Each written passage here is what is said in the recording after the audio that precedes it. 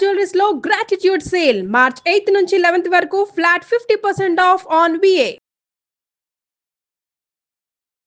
నమస్తే రమగారు. నమస్తే. ఏదైనా చందమామ కథ చెప్తారా? చిలక జోస్యం కథ చెప్తాం. మామూలుగా మనం చిలక జోస్యాలు చెప్పించుకుంటుంటాం కదా, చాలా మంది చెప్పించుకుంటారు. నేను ఎప్పుడు చేయలేదు. చెప్పించుకోలేదా మీరు? ఇప్పుడు నేను ఎప్పుడు చేయలేదు. ఏమిటో నాకు చిలకని చూస్తే జాలిగా ఉంటుంది. పాపం పిచ్చిమోహన్ వీడికి దొరికిపోయిందే అలా అనిపిస్తుంది. అది ఇట్లా ఇలా నడుచుకుంటూ వచ్చి దీనంగా అట్ట కదిపి మళ్ళీ బిక్కమొహం వేసుకుని లోపలికి వెళ్తుంది. మన మా ఇంటి దగ్గర చెక్కకి కూడా హోల్స్ కొట్టి అందులో గూళ్ళు పెట్టుకునే చిలకల్ని చూసేదాన్ని నేను. ఎట్లా అసలు రివ్వమంటాయి జయ అవి. అసలు అది మన పక్క నుంచి అసలు కళ్ళు మూసి తెరిచే లోపల పరిగెత్తేస్తుంది చిలక. అంత స్పీడ్గా ఉంటుంది. అంత చురుగ్గా ఉండాల్సింది. అలా దీనంగా ఉంటే నాకు నచ్చదు. ఉసూరుమంటూ ఉంటుంది. దాని ఉసూరుమియా జ్యోతిష్యం లేకపోతే ఏం పోయింది. నాకు ఇష్టం ఉండదు. అందుకని ఎప్పుడు నేను చెప్పించుకోవాలి. కానీ నేను కొంతమందిని చూస్తా మా ఇంట్లో కూడా, కొంతమంది పిల్లలకి వాళ్ళకి గొప్ప సరదా. వాళ్ళు ఏదో ఇంటర్ప్రిట్ చేస్తారు. అవునవును. చిలక జోస్యంలో చిలక చెప్పే జోస్యం ఏమిది, ఓ 10 కార్డులు ఉంటాయి వాళ్ళ దగ్గర. ఆ కార్డు పట్టుకొస్తాడు, తీస్తుంది. అది ఆ కార్డు మీద ఉన్నది రాముడు, కృష్ణుడు, వెంకటేశ్వర స్వామి, శివుడు, ఫిక్స్డ్ గా 10 మంది దేవుళ్ళ ఫోటోలు ఉంటాయి. కొన్ని చోట్ల జేజు కూడా ఉంటుంది. అందాజుగా ఈ కనపడ్డ వాడి ముఖ కవళికల్ని దీన్ని మ్యాచ్ చేసి వాళ్ళు చెప్తారు. ఇంటర్ప్రిటేషన్ అంతకంటే ఏముంటుంది, ఏముండదు. అయితే దాని మీద చెప్తాం. ఓ పల్లెటూరులో ఉన్నట ఒక రైతు కుటుంబంలో మంగయ్య అని ఒక కుర్రాడు ఉండేవాడు. ఇది కొంచెం తెలివి తక్కువవాడు. ఏదో రేర్గా కానీ ఉండేవాళ్ళు కదా, వెర్రిబాగులు వాడు. బాగా తెలివితేటలు లేవు.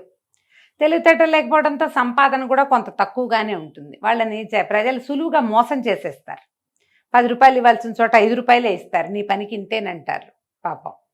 అయితే ఈయన అమ్మ నాన్న ఏదో వాడిని ఎటగొట్టా పెంచేవాళ్ళు. తెలివితక్కువ పెద్దమ్మ, వీడికి అదృష్టం లేదు, వీడికి అదృష్టం ఉన్న పిల్లవాడు కాదని, వీడు తెలివి తక్కువ వాడని, మూఢుడని వాడిని అనేవాళ్ళు. అలాగే వింటూ పెద్ద అయ్యాడు. కొన్నాళ్ళకి కాస్త పెద్దవాడయ్యాక ఊళ్ళో పెళ్లి సంబంధాలు వస్తూ ఉంటే ఎవరో గత లేని వాళ్ళు ఎవరో వెరిబాగల వాడైతే కుర్రాడు చూపులకు బాగున్నాడని పెళ్లి చేసేసారు. ఓ పెళ్లి సంబంధం వచ్చింది, పెళ్ళి అయిపోయింది. ఆ భార్య తెలివి కలది. అతని సేపు మొగుడిని తిట్టేది, నీ మొద్దుతనంతో చూస్తున్నాను నేను అనేది.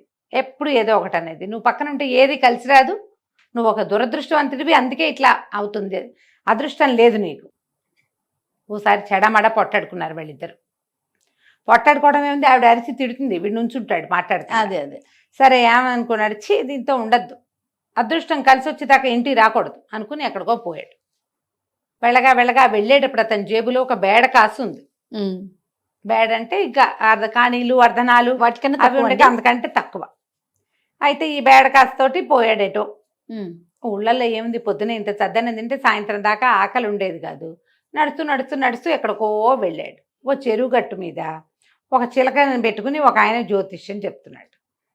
వీడు పోయి చూస్తూ కూర్చున్నాడు. తర్వాత ఏమనిపించింది, వాళ్ళు ఎవరికో అతను చెప్తున్న మాటలు వింటే నీకు అదృష్టం కలిసి వస్తుంది, అదృష్టం లేదు, వస్తుంది రాదు, ఇలాంటి మాటలు విని మనకు కూడా అదృష్టం ఉందో లేదో కనుక్కుందాం. ఎప్పుడు దురదృష్టం నీది, నీకు అదృష్టం లేదంటుంది పెళ్ళాము.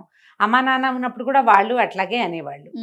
అదృష్టం ఎప్పుడు వస్తుందో వీడిని కనుక్కుందాం అని అనుకుని చిలక జ్యోతిష్యుడి దగ్గర కూర్చున్నాడు. ఆ బేడ కాస అతని చేతిలో పెట్టాడు. ఆ చిలక లోపల నుంచి వచ్చి ఒక కార్డు తీసి చేతిలో పెట్టింది. లోపల పోయి కూర్చుంది. మళ్ళీ ఈయన కార్డు చూసి ఆహాహా అన్నాడు, నీకు చాలా కలిసి వస్తుంటే ఏం కలిసి వస్తుంది, నా దగ్గర ఉన్న బేడకాసు కూడా నువ్వే తీసుకున్నావు, నాకేం కలిసి రాదంటే, అబ్బాయి అట్టగాదురా అబ్బాయి, నీకు ఇప్పటి నుంచి చాలా కలిసి వస్తుంది. నువ్వెవరిదైనా మొహం పగలగొట్టు, అదృష్టం కలిసి వస్తుంది. ఎవరిదైనా జుట్టు పుచ్చుకుని ఈడ్చేయి, అదృష్టం కలిసి వస్తుంది. ఎవరిదైనా నడ్డి మీద దన్ను, అదృష్టం కలిసి వస్తుంది. ఆఖరికి నీకు ఎదురుపడిన లంకె మీదని ఎడంకాలతో తన్నినా సరే నీకు అదృష్టం కలిసి వస్తుంది. ఇప్పుడు నీ టైం అట్లాంటిది అన్నాడు. అనేసరికి ఆశ్చర్యపోయాడు. అలాంటిది ఉందా అంటే ఉందన్నమాట మనకి, ఇప్పుడు వచ్చింది. సరేనన్నాడు. పోయింది బేడకాసని లేచి అక్కడి నుంచి బయలుదేరాడు. వెళ్తూ ఉంటే ఆ చెరువు గట్టు మీద ఇంకా కాస్త ముందుకు వెళ్ళేసరికి ఓ పెద్ద ఆయన ఓ కుర్రాడు పక్కనే కూర్చొని కనపడ్డారు. ఆయన ఏదో మూలుగుతున్నాడు. ఆ పెద్ద ఆయన చెంపకి ఇట్లా చేయి పెట్టుకుని అమ్మో అమ్మో అమ్మో అంటున్నాడు. చూసి అనిపించింది, వీరు ఏం చెప్పాడు, ఎవరిదైనా గోప్ప పగలగొట్టు అదృష్టం కలిసి వస్తుందని చెప్పాడు. ఈయన ఎవరు మొహం మీద చేయి పెట్టుకుని ఉన్నాడు. ఈయన గువ్వే పగలగొడదామని గబగబా దగ్గరికి వెళ్ళి ఆయన ఏదో ఇక్కడ చెంప మీద చేయి తీసి ఏదో వస్తువు ఇట్లా ఇవ్వబోయాడు కొడుక్కి. చెయ్యి తీశాడు. అంతే. తీయంగానే ఆ చెయ్యి తీసిన చెంప మీద దవాడు అదిరిపోయేటట్టు కొట్టాడు. ఈ కొట్టిన దెబ్బకి, మంగన్న కొట్టిన దెబ్బకి ఎగిరి పడ్డాడు ఆయన పక్కకి. కొట్టినవాడు ఊరుకోలా. అదృష్టం కలిసి రావాలి అని పేదగా అరిచాడు. ఆరవంగానే ఆ పక్కనున్న కుర్రాడు లేచి కలబడ్డాడు. ఎవడరా నువ్వు? మా మా నాన్నను కొడతావా? పెద్ద చిన్న లేదు నీకు, నీ దారి నువ్వు పోకుండా మధ్యలో ఈ అదృష్టం కలిసి రావటం ఏంటి? మా నాన్న ఎందుకు కొట్టేవు అని చెప్పి గుద్దేసేవాడే పిడిగుద్దులు. ఇంతలో ఈ కింద పడిపోయిన అయ్యే బాబు ఉండరా కొట్టబోకరా ఆ మనిషిని కేకలు పెట్టాడు ఆయన. ఎప్పటి నుంచో మూలుగుతున్నాడు. నాన్న మాట్లాడటమే విచిత్రం, పొద్దు నుంచి మూలుగుతూనే ఉన్నాడు ఆయన. నాన్న అని కుర్రాడు తండ్రి దగ్గర పరిగెత్తాడు. ఏమైంది నాన్న అంటే, వీడు కొట్టిన దెబ్బకి ఆ పళ్ళు సలుపుతున్న 2 పళ్ళు ఊడిపోయినాయిరా, వైద్యుడి దగ్గరికి వెళ్దామని బయలుదేరారు వాళ్ళు. 2 పళ్ళు ఊడిపోయినాయి. మత్తి ఇవ్వకుండా ఒక్క దెబ్బకి లాగేశాడు 2 పళ్ళును. ఎందుకు కొట్టాడో వాడికి ₹1 ఇవ్వు, వైద్యుడి దగ్గరికి వెళ్తే ₹4 అయ్యేది. ₹1తో 3 రోజుల నుంచి సలిపి చచ్చిపోతున్నావు, ఆ ఖర్చు ఎట్లాగా అనుకుని ₹1 వాడి చేతిలో పెట్టని, బాబు మంచి పని చేసేవరా కొట్టి ఇదిగో అని ₹1 చేతిలో పెట్టాడు. ఓకే, ఇది ₹1 కాసు చూసుకున్నాడు. బేడ కాసు పోతే పోయింది, ₹1 కాసు వచ్చింది. ఎన్ని బేడలు అని ఆశ్చర్యపోయాడు. అంటే కలిసి వచ్చిందనమాట మనకి. అది ఇట్లా ₹1 కలిసి రావడం వాడి జీవితంలో ఎరగడు. ఆశ్చర్యపోయాడు. పోయి మనకు అదృష్టం నిజంగానే ఉంది, చిలక జోస్యం వాడు కరెక్ట్గా చెప్పాడు. ఆ ₹1 జేబులో వేసుకున్నాడు. వాళ్ళతో ఏదో కాసేపు మాట్లాడాడు. ఏదో అడిగారు, ఏ ఊరు, ఎక్కడికి వెళ్తున్నావు, ఏదో అడిగారు, ఏదో చెప్పాడు, నోటికి వచ్చింది. ఇక నడవటం మొదలుపెట్టాడు. నడవటం మొదలెడితే ఇంకా ముందుకెళ్తే ఒక కోనేరు ఉంది, దేవాలయము కోనేరు ఉంది. కోనేరు గట్టు మీద ఒక ఆయన ఎవరో ఇటా కూర్చుని ఆయన వీపే వీడికి కనపడుతోంది. వెనక్కి తిరిగి ఉన్నాడు, మనిషి కనిపించలా, ఎవరో పెద్ద మనిషి అటు తిరిగి కూర్చున్నాడు. వీడికి చిలక జోస్యం వాడు చెప్పిన 2వ వాక్యం గుర్తొచ్చింది. ఎవరినైనా సరే నడ్డి మీద ఎగిరి తనినా సరే నీకు అదృష్టం కలిసి వస్తుంది. ఈ అటు తిరిగి కూర్చున్న ఆయన నడ్డి మీద తందామని పుట్టింది వీడికి. కనపడుతున్నాడు కదా, అదేలే. గబా నడిచి స్పీడ్గా ఒక్క తన్ను తన్నాడు ఆయన నడు మీద. తన్నేసరికి మెట్ల మీద కూర్చున్న వాళ్ళు అదాటుగా వెనక నుంచి తోస్తే అదిరిపడి పడిపోరు. ఈయన పోయి ముందుకెళ్ళి పడ్డాడు. పట్టం ఏమిటి, పెద్ద కేక పెట్టాడు. ఈ మనవాడు ఏం చేశాడు, ఈ మంగయ్య అదృష్టం కలిసి రావాలి అని అరిచాడు. ఆ కిందకి పడ్డాయన, ఎవడరా నువ్వు నందన్నెవని లేచి నుంచున్నాడు. నుంచున్నాక ఆయనకు తెలిసింది, ఆయన కొన్నాళ్ళుగా నుంచుని ఎరగడు, ఆయన వంగిపోయి ఉంటున్నాడు. నడుంలో ఎక్కడో పట్టేసింది, సాఫీగా నడుని రావటల్లా. ఈ తన్నిన్న తన్ను ఆ ఎక్కడ ఈ జంక్షన్ లో తగిలిందో ఏమంటారు జాయింట్ లో సెట్ అయింది, అది కరెక్ట్ గా సెట్ అయిపోయింది. ఒక్కోసారి అట్లా అవుతాయి కదా, వెనక నుంచి సెట్టింగ్స్ చేస్తారు, అక్కడ తగిలింది దెబ్బ. లేచి నిలబడేసరికి ఊరిని భలే తన్నెవరా కుర్రాడా నువ్వు, ఏ నాటి నుంచో 6 నెలల నుంచి చచ్చిపోతున్నాను నడ్డి పట్టేసి సాఫీగా నుంచుని ఎన్నాళ్ళయిందో గూని మొత్తం తీసేసావు, భలే వచ్చేసావురా, దాదా కూర్చో అని దగ్గర పిలిచి కూర్చోబెట్టుకున్నాడు. ఎందుకు తన్నావు ఏంటంటే, అదృష్టం కలిసి వస్తుందని తన్నానండి అన్నాడు. నీకు అదృష్టం ఏం కలిసి వచ్చిందో, నాకు అదృష్టం కలిసి వచ్చిందిరా నాయన, ఇన్నాళ్ల నుంచి లేని సాఫీదనం వచ్చేసింది, నొప్పి పూర్తిగా పోయింది. నొప్పి లేదు, ఒక్కసారి మనకి ఆ జాయింట్ కనుక సెట్ అయితే ఇంకా పెయిన్ ఉండదు కదా. ఆయన ఒక ₹15 తీసి జేబులోంచి చేతిలో పెట్టాడు.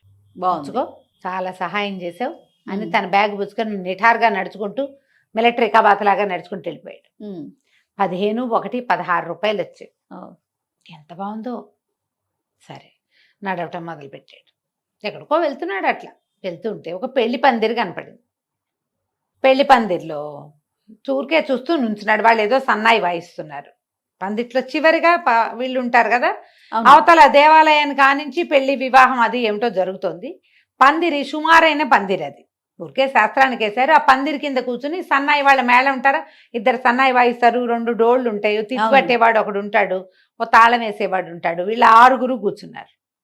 ఇతనికి ఆ సన్నాయి వింటూ క్షణంలో సన్నాయి వాడి జుట్టు మీద పడింది. మనకి వీడేం చెప్పాడు, ఈ చిలక జోస్యం వాడు జుట్టు పుచ్చుకుని ఈడ్చేస్తే అప్పుడు కూడా అదృష్టం కలిసి వస్తుంది అన్నాడు. మామూలుగా జుట్లు పుచ్చుకుని ఈడవటానికి ఆడాళ్ళకైతే పొడుగు జుట్లు ముళ్ళు ఉంటాయి, వాళ్ళు పుచ్చుకుంటే తంతారు, మగవాళ్ళకి జుట్లు ఉండవు. కానీ ఇక్కడ ఈ సన్నాయి వాయించే వాడికి ఇట్లా జులపాలు ఉన్నాయి మెడదాకా. ఈయనకేమనిపించింది, వీడు జుట్టు పుచ్చుకులేగితే ఏమవుతుందో చూద్దాం అని చెప్పి వాడేదో చక్కగా పక్కాల నిలబడి వాయిద్యం వాయించుకుంటున్నాడు. వీడు గభాలన పందిట్లో కడుగు పెట్టి ఆ సన్నాయి వాయించేవాడు జుట్టు పుచ్చుకుని ఈడ్చుకొచ్చేసాడు. ఒకసారి అదాటన ఎవరన్నా జుట్టు పుచ్చుకుంటే అదిరిపోరు. అందరు లేచారా, ఎవడ్రా ఎవడ్రా నువ్వు, ఏమిట్రా అని ఈ జుట్టు పుచ్చుకుని ఈడుస్తున్న వాడి వెనకాలే ఈ మొత్తం సమస్తమైన పక్క వైద్యం జనాభా ఉన్నారు, అందరూ లేచి బయటకు వచ్చేసారు. ఓహో. వీళ్ళంతా లేచి రావటంతో ఆ పందిరి కాస్త ఫెళఫెళ విరిగి పడిపోయింది. పందిరి విరిగి పడేలాగా ఉంది. ఓ లాగేసరికి వీళ్ళు ఇవతలకి లాగేశారు. వీళ్ళంతా కదిలేసరికి ఊడిపోయి ఈ కబక్కాన్ని లేచి వస్తున్న వాడు ఎవడి కాలో తగిలి ఆ పందిరి ఆటకి మొత్తం ఊడి కింద పడింది. మనం అదాటిని లేస్తున్నప్పుడు దేని తంతున్నామో చూడం మనం. అది ఆల్రెడీ కొంచెం ఒరిగుంది, వీడి దెబ్బకి మొత్తం పడిపోయింది. పడంగానే ఆశ్చర్యపోయారు జనం అంతా, పెళ్లి జనం పరిగెత్తుకొచ్చారు. అయ్యో ఇంకా కాసేపు ఉంటే వీళ్ళు నెత్తి మీద పడేది కాదు. నెత్తి మీద అదాటిన పడితే ప్రాణం కూడా పోవచ్చు. అమ్మా వీడెవడో భగవంతుడి రూపంలో వచ్చాడుగా, వీడి లాగిన వాడు ఊరుకోకుండా అదృష్టం కలిసి రావాలి అని అరిచాడు. వాళ్ళకి అదృష్టం ఎట్టా కలిసి వచ్చింది, చావు తప్పి కన్నులోట పైనంత పైన ఎందుకు పుచ్చుకుని ఈడిస్తే ఈడ్చాడు కానీ తప్పిపోయింది. పెళ్లి వాళ్ళంతా చాలా మెచ్చుకున్నారు. శివుడు వచ్చాడు రా ఇవాళ మిమ్మల్ని కాపాడడానికి. సరేలే అటు ఎండవైపు కూర్చుని సన్నాయి వేయించండి, ఈ అబ్బాయిని లోపల తీసుకెళ్తామని, రా బాబు భోజనం చేద్దు కానీ పందిట్లోకి లోపలికి పెళ్లి జరుగుతున్న మండపం వైపుకి తీసుకుపోయారు. ఆ మండపానికి వెళ్తుంటే వీళ్ళు ఏం చేశారు, పానకం బిందెలు నింపి పెట్టారు. మామూలుగా పెళ్లిళ్లలో ముందు సాయంత్రమో పొద్దున్నేనో పానకం ఇస్తారు కదా, పానకం బిందెలు ఇస్తారు. పానకం బిందె ఎక్కడుంటే మన వాడికి గుర్తొచ్చింది. చిలక చూస్తే వాడు ఏం చెప్పాడు, లంకె బిందెని ఎడంకాలతో తన్నినా నీకు కలిసి వస్తుంది అన్నాడు. పానకం బిందె కనపడదు, ఏదో బిందె అన్నాడు, అదేం బిందో ఆయన చెప్పింది. ఇక్కడ ఓ బిందె కనపడింది. ఏం చేశాడు, నడుస్తూ నడుస్తూ ఒక్క తాపు తన్నాడు ఆ బిందెని. అతను తన్నాడని చూశారు అందరు. కాలు తగిలింది కాదు, తన్నాడు. తంతే ఆ బిందె ఎగిరి పడి బొక్కబోర్ల పడింది, పానకం అంతా పడిపోయింది. అందరూ కేకలు పెట్టారు, అవురవురా ఎంత పవిత్రమైంది పానకం బిందె అంటే. ఎవడ్రా వీడు ఇంత పని చేశాడు, పట్టి కొట్టండి వీడిని, 2 లెంపకాయలు పీకండి అని అందరూ అరిచి కేకలు పెట్టారు. పెళ్లి పెద్దలంతా అందరూ వాడి మీద జుట్టు పుచ్చుకుని లంఘించారు వాడి మీదకి. ఈ లోపల ఏమైంది, ఆ పడిపోయిన బిందెని ఎత్తింది ఒక ఆడ మనిషి. అమ్మ బాబో ఈయన కేక పెట్టింది. ఏముంది, పానకం బిందె బోర్లా పడిందా, పానకం అంతా పోయి అందులోంచి ఒక ఇంత పాము చచ్చిపోయింది, బయటకు వచ్చింది. చూసేసరికల్లా ఇంకేంది, ఆ పాము ఎప్పుడో బిందెలో చేరింది. వీళ్ళు పానకం పోసేసరికి చచ్చి ఊరుకుంది. అది పాము చచ్చిన నీళ్లలో ఆ పానకం తాగితే ఇంకేముంది. పెళ్లి వాళ్ళంతా ఆశ్చర్యపోయారు, అయ్యే బాబోయ్ వీడు సన్నాయి వాడిని బయటికి లాగి పందిరి మీద నుంచి కింద నుంచి వాళ్ళని రక్షించాడు, లేకపోతే స్పందితో ఉన్న వాళ్ళంతా ఈ పానకం పుచ్చుకునేవాళ్ళు, డమాల్ అందరం పోయేవాళ్ళం. అమ్మ వీడు శివుడే రక్షించడానికి వచ్చాడని వాడిని చక్కగా భోజనం చేయించి, ఆ పెళ్లి వాళ్ళు ఈ పెళ్లి వాళ్ళు కూడా చెరో 2 బంగారపు కాసులు చేతిలో పెట్టి, బట్టలు పెట్టి, మీ ఆవిడకి బట్టలని ఆ చీరలు ఇచ్చి, అక్కడి నుంచి ఇన్ని పప్పలు పెళ్లికి బోళ్ళని చేస్తారుగా, స్వీట్లు గీట్లు అవన్నీ ఇచ్చి మేనా ఎక్కించి ఇంటికి పంపించారు. ఇంకేముంది, మేనా ఎక్కి ఇంటికి వెళ్ళాడు. కొత్త బట్టలు కట్టుకుని మేనాలోంచి పెళ్లి కొడుకులాగా దిగుతున్న మంగయ్యని చూసి ఆశ్చర్యపోయింది పెళ్ళాం. ఏమిటయ్యా ఈ అలంకారం ఏమిటి, ఇదేమిటి, ఈ హడావిడేమిటి, ఈ స్వీట్లు ఏమిటంటే, మేనా వాళ్ళు లోపల ఉన్న స్వీట్లన్నీ దించి వెళ్ళొస్తాను నాయన అని వీడికి చెప్పి వెళ్ళిపోయారు. అని అన్నాడు. ఏం జరిగిందో పొద్దునుంచి చెప్పాడు. చెప్పి నాకు అదృష్టం కలిసి వచ్చింది అన్నాడు. అనేసరికి ఈవిడ అనుకుంది, వీడికి కలిసి వచ్చింది కానీ వీడికి తెలివితేటలు పెరగలా, వీడికి పెరిగింది తెలివి కాదు, అదృష్టం మాత్రం. అదృష్టమే. వాళ్ళు ఏం చేశారు, బంగారు కాసులు ఇచ్చారు. ఓ 16 రూపాయలు వచ్చినాయి. 16 రూపాయలు అంటే కనీసం 6 నెలల గ్రాసం. 3-4 రూపాయలతో రోజు నెల వెళ్ళిపోయేది వాళ్ళకి. ఆ డబ్బులు, వస్తువులు, బట్టలు, వాళ్ళు ఇచ్చిన సామాన్లు, పపలన్నీ సరి చేసుకుని అయ్యిందేదో అయ్యింది, ఇంక ఇంటి పట్టును ఉండు అని చెప్పింది. చెప్తే వీడికి రోజు తన అదృష్టం పరీక్షించుకోవాలని కోరిక, తృప్తి లేదు. ఇంకా ఇలాగే ఉండదు అని ఆవిడకి తెలిసింది. ఒక రోజు వస్తుంది ఇట్లా కలిసి వచ్చే రోజు. రోజు ఎందుకు కలిసి వస్తుంది, ఏం కొంప ముంచుతాడు అని ఎక్కడికి వెళ్ళొద్దు అని చెప్పేది. కానీ 1 ఫైన్ డే వాడికి వెళ్దామనిపించింది. వెళ్ళి ఏం చేశాడు, ఆ పక్క ఊర్లో ఒక పెద్ద మండపం అది ఉండి, అక్కడ ఒక స్వామీజీ వచ్చి స్పీచ్లు ఇస్తున్నారు. ఆయన స్టేజ్ మీద కూర్చుని మాట్లాడుతున్నాడు. వీడికి మళ్ళీ తను లైన్గా చేసుకురావాలి. ఏమిటి, ముందు ఒకటి గొప్ప పగలగొట్టాలి, తర్వాత నడిగర కొట్టాలి, తర్వాత జుట్టు పుచ్చుకు లాగాలి, తర్వాత బిందె దనాలి. అది వాడి లైను. ఇప్పుడు గోపగలు కొట్టడానికి ఎవరున్నారు వైనంగా చూస్తున్నాడు. చూస్తుంటే ఈ జనాలందరికంటే అందరూ స్వామీజీ కేసు చూస్తున్నారు. ఆయన అయితే వైనంగా చక్కగా కనపడుతున్నాడు, తేర్పిగా. ఆయన కొట్టచ్చని గబగబా వెళ్ళి ఆ స్టేజ్ ఎక్కేసి ఫెడేల్మని ఆ స్వామీజీని ఒక్కడు కొట్టేసరికల్లా ఇంకేముంది, ఆయన శిష్యులు 25 మంది ఉన్నారు, బలాఢ్యులు.